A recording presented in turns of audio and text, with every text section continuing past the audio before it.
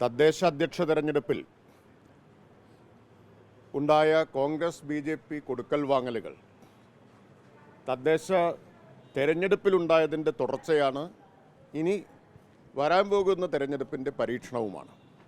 മറ്റത്തൂർ പഞ്ചായത്തിൽ കോൺഗ്രസ് ആകെ ഒലിച്ച് പോയി BJPയിൽ വിലയം പ്രാപിക്കുന്ന ലജ്ജിപ്പിക്കുന്ന കാഴ്ചയാണ് നമ്മൾ കണ്ടത്.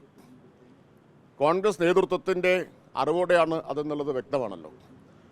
കുമരകത്ത് പ്രത്യുപകാരം BJP കോൺഗ്രസിനെ സഹായിച്ചു LDFനെ പരാജയപ്പെടുത്താൻ.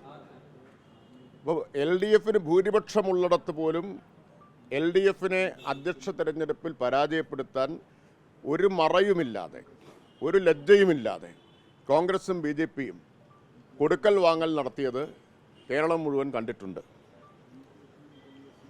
ഇത് കഴിഞ്ഞ കുറച്ച് കാലമായിട്ട് നടക്കുന്നതിൻ്റെ ഭാഗമാണ്. ഇപ്പോൾ ശശി തരൂർ BJPയെയും നരേന്ദ്രമോദിയെയും നിരന്തരം സ്തുതിച്ചുകൊണ്ടിരിക്കുന്നു. ആ സ്തുതിക്കുന്ന ശശി തരൂരിന് കോൺഗ്രസിൻ്റെ പരമോന്നത സമിതിയായ വർക്കിംഗ് കമ്മിറ്റിയിൽ പോയിരിക്കാൻ ഒരു വിലക്കും തടസ്സവുമില്ല. അദ്ദേഹം വർക്കിംഗ് കമ്മിറ്റിയിലിരിക്കുന്നു, പുറത്തിറങ്ങി നരേന്ദ്രമോദിയെ സ്തുതിക്കുന്നു. ഇന്നിപ്പോൾ ദിഗ്വിജയ് സിംഗും സ്തുതിച്ചതായിട്ടാണ് നാം കാണുന്നത്. കോൺഗ്രസ് BJPയായി മാറുന്ന BJPയുടെ രീതികൾ പ്രയോഗിക്കുന്നതാണ് നാം കാണുന്നത്.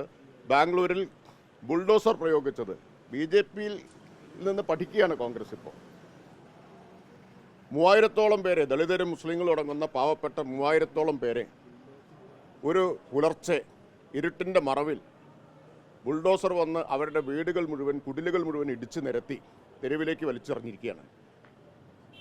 മുസ്ലിം ലീഗ് ഒരു വാക്ക് അതിനെക്കുറിച്ച് പറഞ്ഞു. UDFന്, കോൺഗ്രസിനും ലീഗിനും ബുദ്ധി കടം കൊടുക്കുന്ന ജമാഅത്തെ ഇസ്ലാമിയുടെ നാവ് ഇറങ്ങിപ്പോയോ? ഇതിനെക്കുറിച്ച് പ്രതികരണമൊന്നും കണ്ടില്ലല്ലോ. അപ്പോൾ കോൺഗ്രസ് BJP ആയിക്കൊണ്ടിരിക്കുന്നു. BJPയുടെ ക്രൂരമായ ജനാധിപത്യ വിരുദ്ധമായ മാർഗങ്ങൾ അവലംബിക്കുകയും ചെയ്യുന്നു. ഇതാണ് നമ്മളിപ്പോൾ കണ്ടുകൊണ്ടിരിക്കുന്നത്.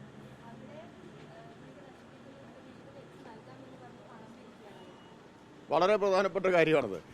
ബാംഗ്ലൂരിൽ 3000-ഓളം പേരെ അവരുടെ കുടിലുകൾ ഇടിച്ച് നിരത്തി ഭവനരഹിതരാക്കി മാറ്റി. ഇവിടെ വീട് വെച്ചു കൊടുക്കാമെന്നും പറഞ്ഞ് വയനാട്ടിൽ പണം പിരിച്ചയാൾ പൊളിവിലാണ് എന്നാണ് നമ്മൾ കാണുന്നത്. ഒരാൾ പണം പിരിച്ച് ആളുകളെ കബളിപ്പിച്ചിരിക്കുകയാണ്. എവിടെയാണ് KPCC പറഞ്ഞ വീട്? ഇന്നല്ലേ കോൺഗ്രസ് സ്ഥാപക ദിനം? ഇന്നല്ലേ വീടിൻ്റെ നിർമ്മാണം ആരംഭിക്കുമെന്ന് പറഞ്ഞത്? എവിടെയാണ്? അപ്പോൾ കോൺഗ്രസിൻ്റെ വഞ്ചന കൂടുതൽ ആളുകൾ തിരിച്ചറിഞ്ഞുകൊണ്ടിരിക്കുകയാണ്.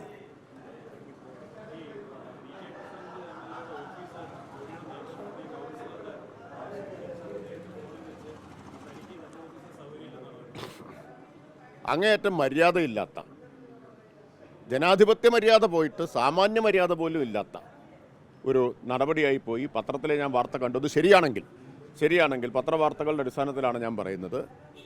അത് ശരിയാണെങ്കിൽ BJP ജയിച്ചപ്പോഴേക്കും അവരുടെ അസഹിഷ്ണുത, ജനാധിപത്യ വിരുദ്ധത പ്രകടിപ്പിച്ചു തുടങ്ങി. 5 വർഷം തലസ്ഥാനം ഇത് സഹിക്കേണ്ടി വരുമെന്നൊരു മുന്നറിയിപ്പ് കൂടിയാണ് അതിലുള്ളത്.